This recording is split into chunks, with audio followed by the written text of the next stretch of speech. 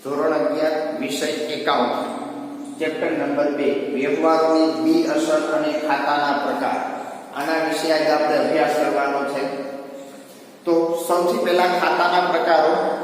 તો ખાતાના મુખ્ય બે પ્રકાર છે. ખાતાના પ્રકારો.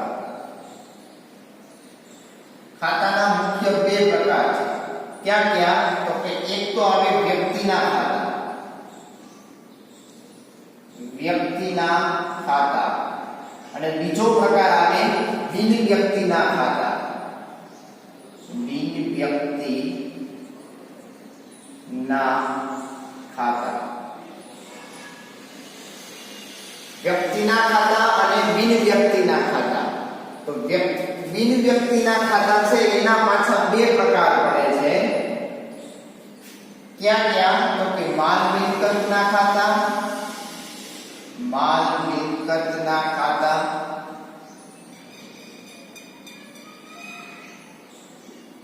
અને બીજો પ્રકાર પડે છે ઉપજ ખર્ચના ખાતા.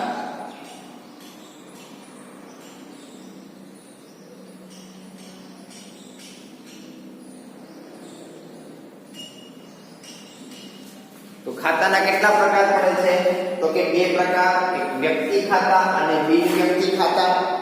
બિન વ્યક્તિ ખાતાના પાછા બે પ્રકાર, માલ મિલકતના ખાતા અને ઉપજ ખર્ચના ખાતા. આ રીતના પ્રકાર પડે છે.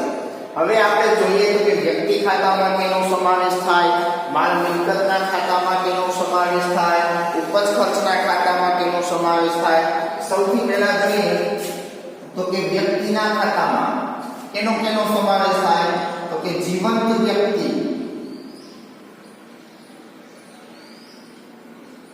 જીવંત વ્યક્તિ, પેઢી, કંપની, ઉપરાંત સંસ્થાઓ,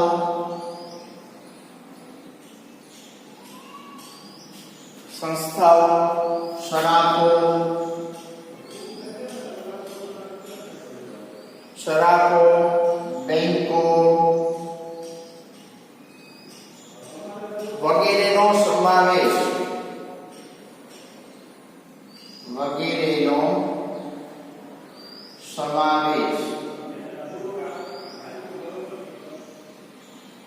વ્યક્તિ ખાતામાં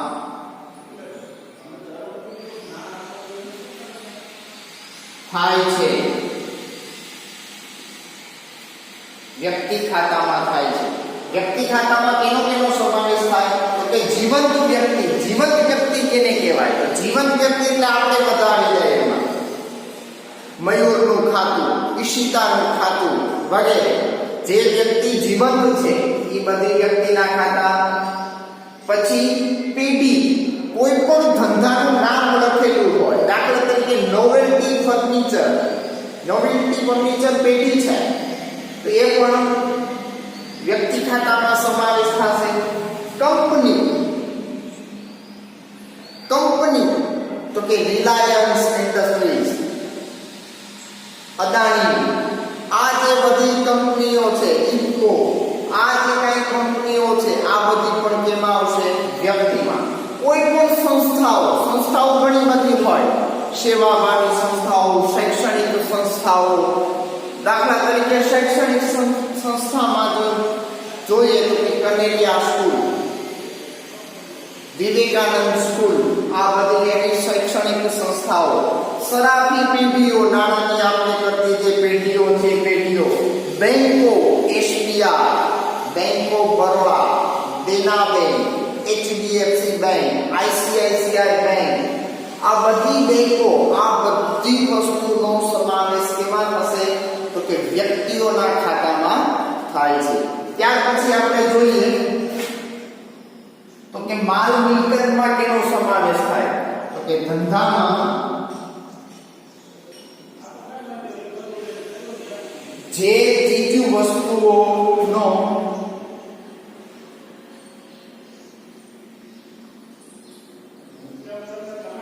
ચીજ વસ્તુઓનો વેપાર થતો હોય વેપાર થતો હોય તે ધંધાનો માલ કહેવાય. ધંધાનો માલ કહેવાય. જ્યારે ધંધાને મદદ કરતી ચીજ વસ્તુઓ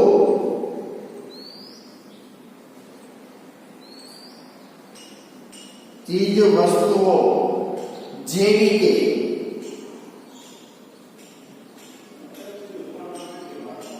જમીન, મકાન, ફર્નિચર વગેરે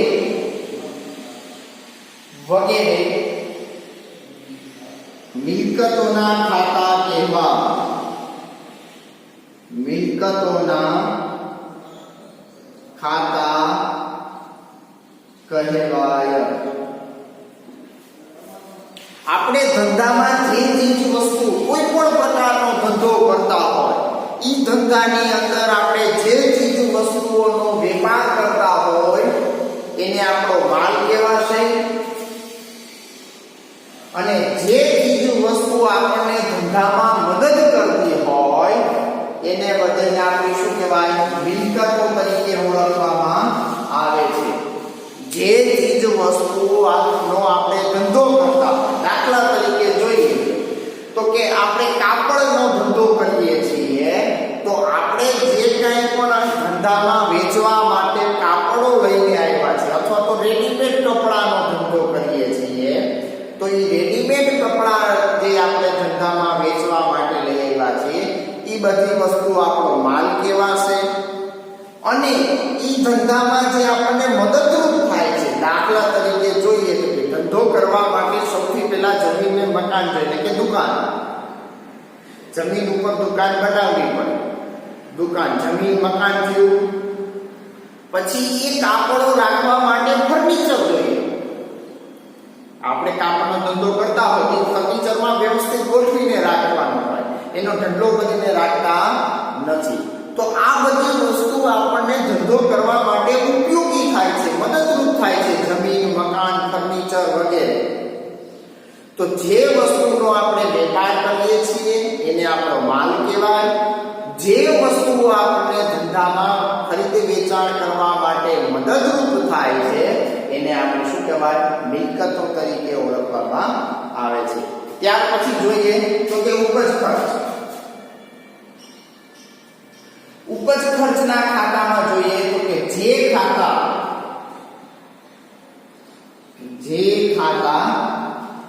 ધંધાની ઉપજ કે લાભ,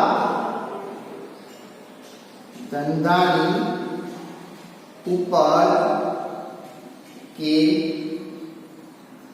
લાભ તથા ધંધાના ખર્ચ કે નુકસાનને લગતા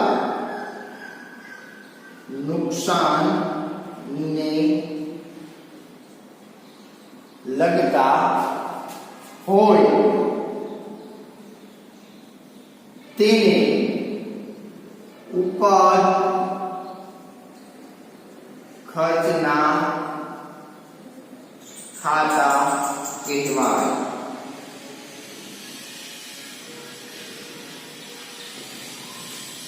જોઈએ તો કે જે ખાતા ધંધાની ઉપજ કે લાભ તથા ધંધાના ખર્ચ કે નુકસાનને લગતા હોય તેને ઉપજ ખર્ચના ખાતા કહેવાય. દાખલા તરીકે આપણે જોઈએ તો કે ઉપજના ખાતા તો કે ડિવિડન્ડ મળ્યું, વ્યાજ મળ્યું, દલાલી મળી, તો આ બધી આપણી ઉપજ કહેવાય. ખર્ચને લગતા ખાતા તો કે પગાર ચૂકવ્યો, મજૂરી ચૂકવી, ટપાલ ખર્ચ ચૂકવ્યો, મુસાફરી ખર્ચ ચૂકવ્યો, જે કોઈ પણ વસ્તુનો લાભ લીધો હોય બદલામાં વળતર સ્વરૂપે કાંઈ ચૂકવ્યું હોય એને આપણો ખર્ચ કહેવાય. અને આપણને કંઈક આવક થાય, લાભ થાય, એને આપણી ઉપજ કહેવાય. ઉપજ ખર્ચ આપણે પહેલા ચેપ્ટરની અંદર પારિભાષિક શબ્દો શીખી ગયા છે. તો ઉપજને લગતા ખાતા અને ખર્ચને લગતા ખાતા. હવે આપણે આનું વર્ગીકરણ જોઈ લઈએ.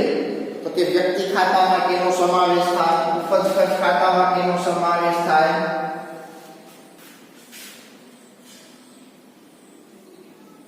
વ્યક્તિના ખાતા,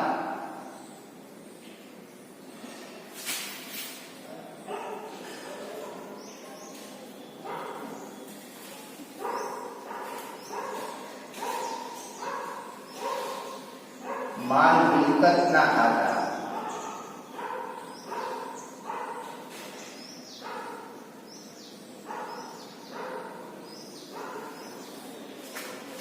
અને ઉપજ ખર્ચના ખાતા.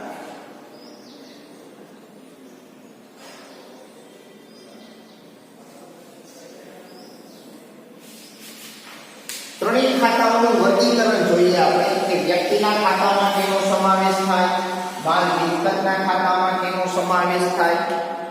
તો કે સૌથી પહેલા વ્યક્તિના ખાતા જોઈએ તો કે મૂડી ખાતું.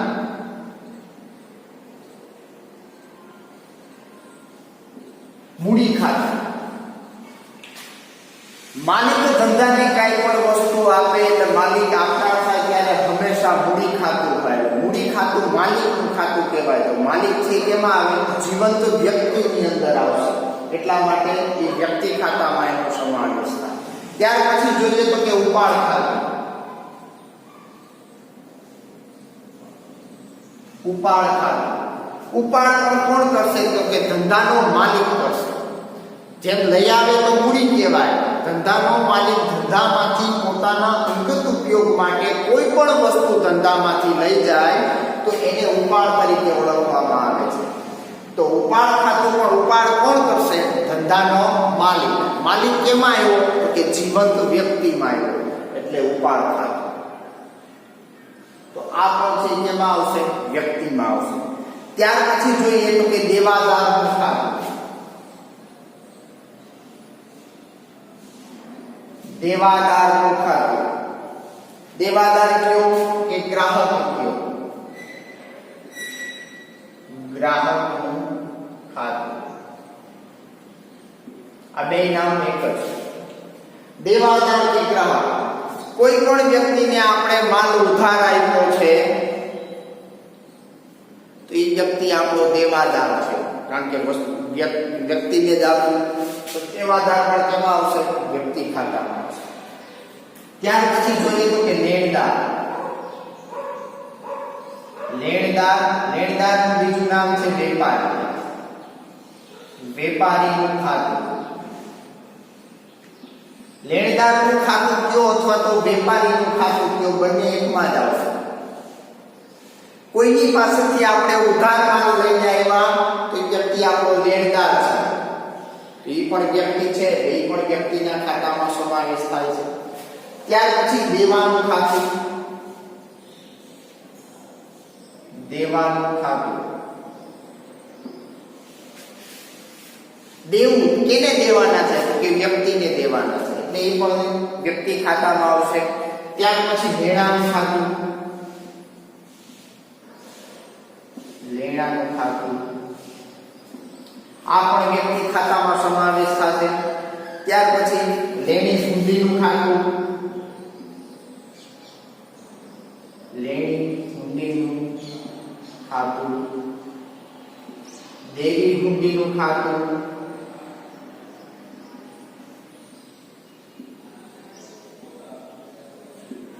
લેણી હુંડી, દેવી હુંડી આ પણ વ્યક્તિ ખાતામાં સમાવેશ થશે. ત્યાર પછી ચૂકવવા બાકી ખર્ચનું ખાતું.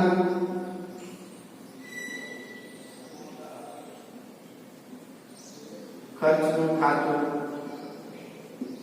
ચૂકવવા બાકી ખર્ચ છે ને આપણે દેવું કહેવાય. આપણે આગળ આવી ગયું દેવું છે એ કેમાં આવશે, વ્યક્તિમાં આવશે.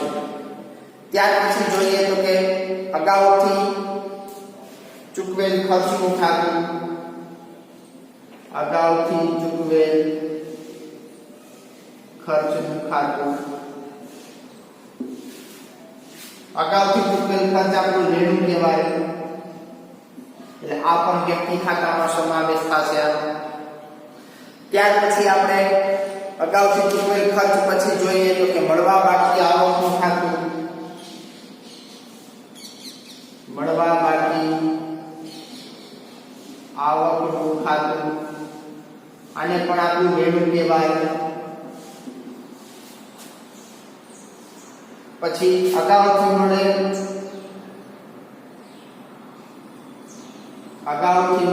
આવકનું ખાતું,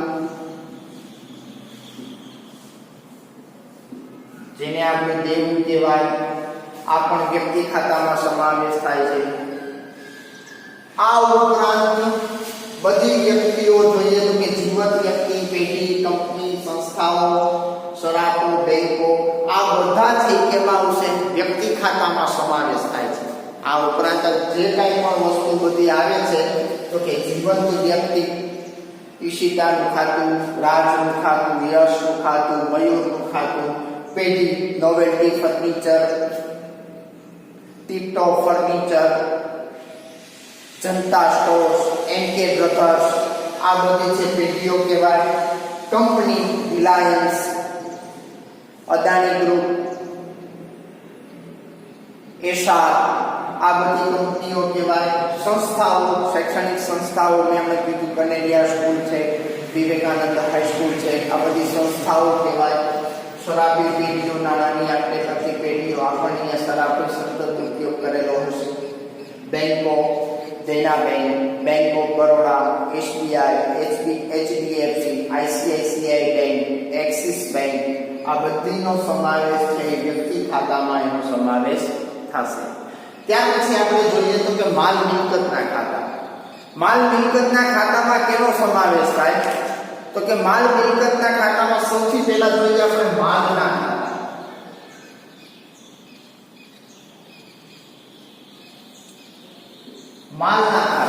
માલના ખાતામાં 4 પ્રકાર: ખરીદ ખાતું, વેચાણ ખાતું, ખરીદ પરત ખાતું અને વેચાણ પરતનું ખાતું. આ માલના 4 ખાતા છે. ત્યાર પછી જોઈએ તો અન્ય રીતે કયેલ માલના ખાતા. અન્ય રીતે ગયેલ માલના ખાતા. અન્ય રીતે ગયેલ માલના ખાતા. અન્ય રીતે ગયેલ માલના ખાતામાં તમે જુઓ તો કે ધર્માદામાં આપેલ માલ, ચોરાઈ ગયેલ માલ, વરસાદમાં પલળી ગયેલ માલ, ઉપાડથી ગયેલ માલ, આ રીતે બધા ખાતાઓ જે છે એ અન્ય રીતે ગયેલ માલના ખાતા તરીકે ઓળખવામાં આવે છે. પછી આંખમાં બળી ગયેલ માલ વગેરે. ટૂંકમાં માલના ખરીદ વેચાણ કે ખરીદ પરત સિવાયના જે રીતે માલની આવક જાવક અન્ય રીતે થાય છે એ બધાને અન્ય રીતે ગયેલ માલના ખાતા તરીકે ઓળખવામાં આવે છે.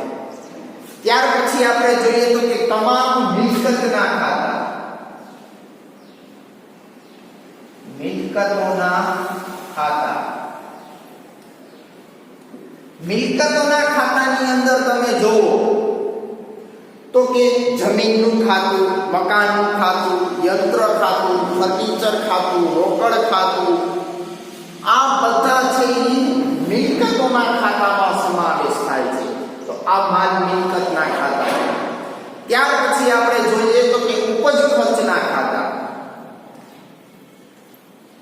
ઉપજ ખર્ચના ખાતામાં તો કે તમામ ઉપજોના ખાતા. તમામ ઉપજોના ખાતા. તમામ ઉપજોના ખાતા એટલે જેટલી પણ આપણને આવક થાય છે આ બધી આવકો છે એ ઉપજના ખાતામાં આવશે. મળેલ ડિવિડન્ડનું ખાતું, મળેલ વ્યાજનું ખાતું, મળેલ દલાલીનું ખાતું, મળેલ કમિશનનું ખાતું, આ બધા છે એ આપણી ઉપજના ખાતા તરીકે ઓળખવામાં આવે છે.